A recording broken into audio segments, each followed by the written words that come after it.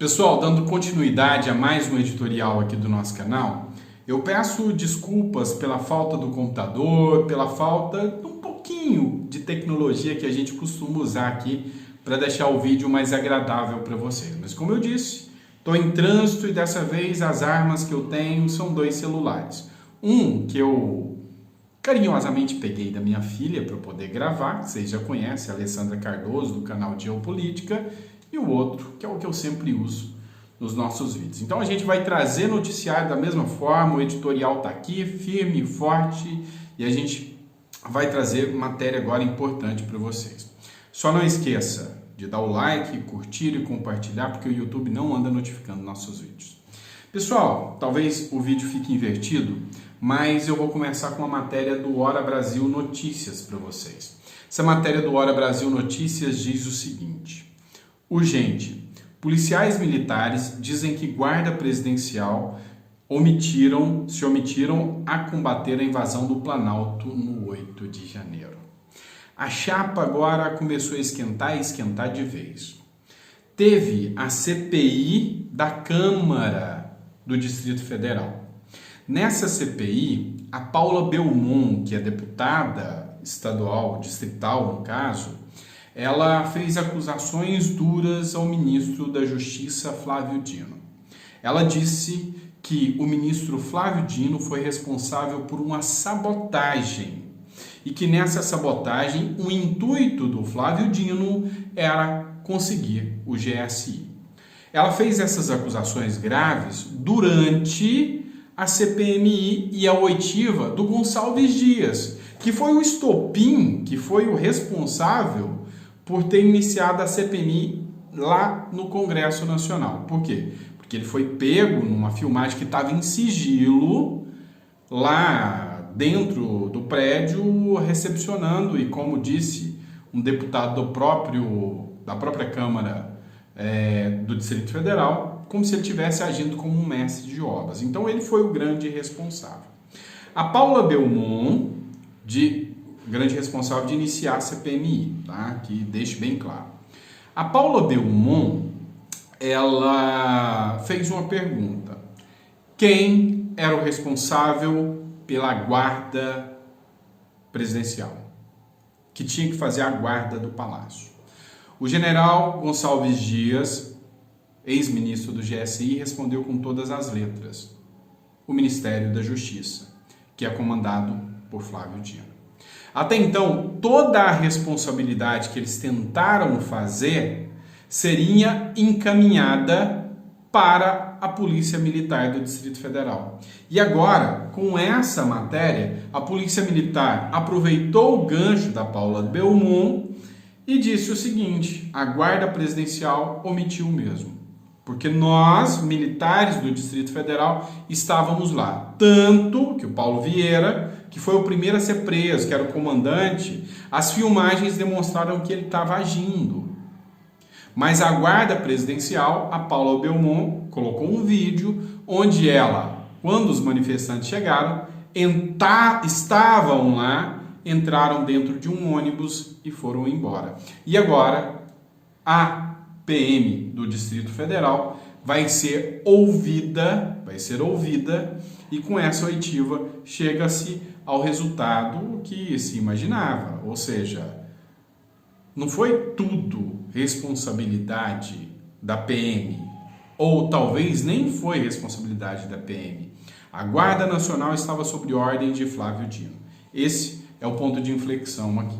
Segunda matéria do dia, matéria do jornal Metrópolis. Pessoal, tá aqui, tá? Sempre eu coloco. Por que eu coloco? Eu cito a fonte.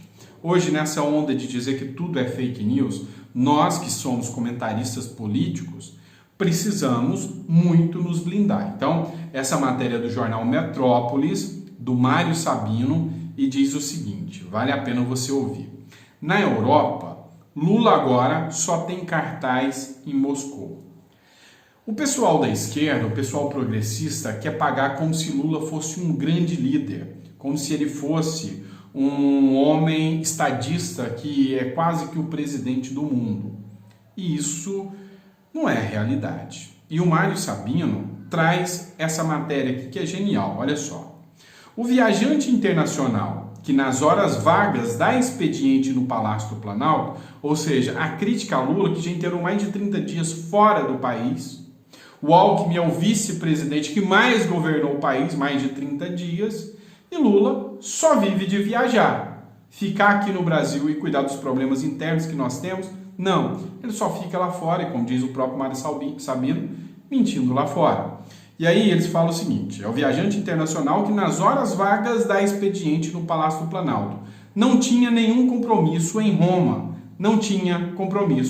Roma, a não ser ir ao Vaticano para tirar uma foto com o Papa. E quem banca isso? Nós.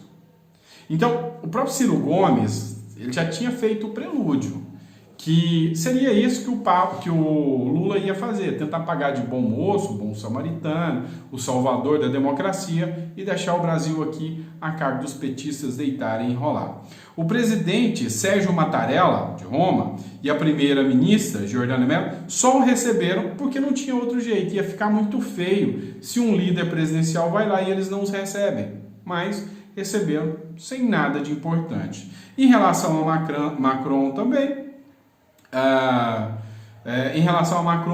teve uma reunião pouco frutífera, atacou a União Europeia falando que a União Europeia ameaçava ele, e não é assim que se faz um debate. Esqueçam diálogo com a União Europeia, porque a União Europeia já está por aqui com o Lula. Na capital italiana, o viajante internacional repetiu as suas batatadas pró-Rússia e ouviu de Sérgio Mattarella que Vladimir Putin, invasor da Ucrânia, é criminoso de guerra. E vocês estão vendo o que está acontecendo aí com a Rússia e o caos que tudo está gerando. Por fim, mas não menos importante, outra matéria que eu trago para vocês, Veja no Insta, tá? Essa matéria da Veja, tá? Deixar claro aqui para vocês. Para os desavisados, fonte da matéria, para que ninguém venha falar que é fake news, Veja, tá bom?